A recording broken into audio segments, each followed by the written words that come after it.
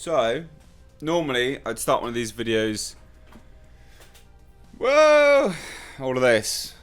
Look, I cannot start a video like that when we're dealing with such nonsense as well as sensitive topics. Now, you read the headline there. Batman shooting victim's family are horrified by Joker film's violence. Now, this was posted 10 minutes ago. It's quite late. I was literally just about to jump in the bath. Thank me for the image. And I saw this and I just thought, Jesus Christ, like, what is the world coming to? And I genuinely do mean that. Batman shooting victims family horrified by Joker film's violence. Now, let's try to talk about this in the most respectful way as possible. Okay?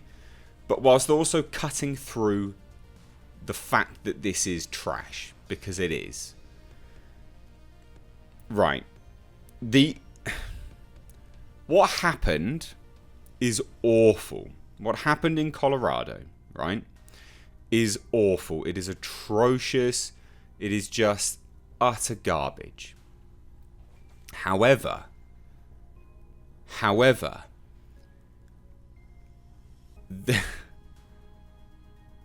there is no amount of inspiration that leads people really to do those things.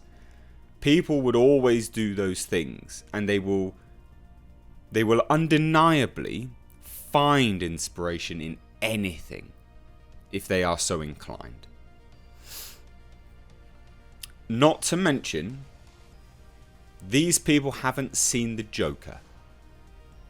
Okay? So remember, when we're reading this article, they haven't seen the Joker, and some of the stuff that they say is trash. And I understand they must be going... Well, I can't understand. Right? I don't have family to lose. So I literally physically can't understand. But, you know, it must be awful. It must be. We can all empathise to some degree. Or sympathise to some degree. But it is still trash. And there's no amount of tragedy that will stop me from saying that what they say in this interview and this article here is fucking trash. Because it is, right? Families of those that were killed whilst watching Batman in 2012 have written, yes, they've written to Warner Brothers with concerns about the new Joker film, and they urge the studio to join action against gun violence. Now, okay, that's fine, but what you are asking for is simply not achievable, and we'll get to that in a second. 12 people died in a cinema showing The Dark Knight Rises in Colorado. Now, they included Jessica Gowie, I presume, whose mother, Sandy Phillips, told BBC News she was horrified by the Joker trailers. Okay. With the greatest of respects, you do not want to watch the film then, because the leaked footage is much more abhorrent by what you would consider it to be anyway than the trailers. The trailers are not that violent at all. In fact, I don't think there's really any violence in the trailers, because there's not any red band trailers. Now, Warner Brothers have said that the film, which stars Joaquin Phoenix, was not an endorsement of real-world violence. Because it isn't. We've just seen Rambo. Obviously killing people. Do we really think that any studio... It's obvious, isn't it? Warner Brothers, you don't need to say this, because it's obvious. Most people with more than 2 amoeba-sized brain cells get this. They do. They get this. They understand. I shouldn't even need to make this video, but apparently the BBC, it's a British company, British Broadcasting, feels that this is relevant. In what shape or form? Now, Phoenix walked out of a recent interview when asked about the issue. He is doing his job. He's an actor. And I spoke about this, linked here. And I used the analogy, ladies and gentlemen. In what world is it okay for an interviewer to attack just an employee doing his job and put on him the potential repercussions of people's own actions? In what world is it okay? We don't do it when we watch F1 races speeding down the track. We don't do it when we watch rally, well, you know, the WRC, right? Speeding around. We don't say to them, you're awesome, you're winning. But how do you feel about the real life inspiration for speeders now? How do you feel that you could be inspiring people to speed down the highway and kill people? We don't do it. Why is it okay when it's about a movie? Rally cars do actually kill people. Movies haven't. The people actually participating in the movies are not killing anyone. Rally cars are. It's the same thing. And none of you can tell me that it's not. Because it's exactly the same thing. Now, Sandy Phillips and her husband, Lonnie, who runs Survivors Empowered, an anti-gun violence group, wrote to Warner Brothers along with 3 others whose relatives were killed, injured, or caught up in the 2012 shooting. Now, again, I repeat, it's atrocious. It really is.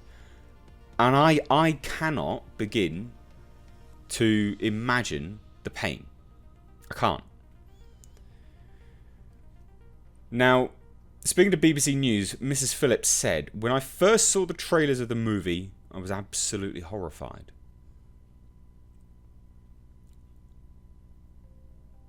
First trailers didn't show anything.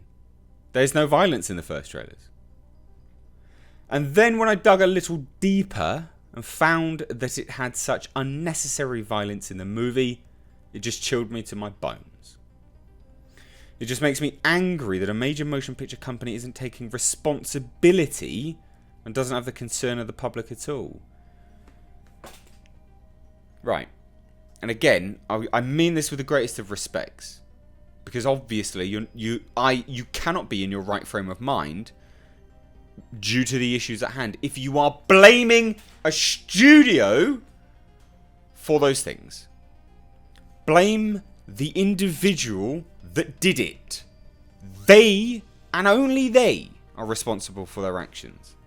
Only them. Only them.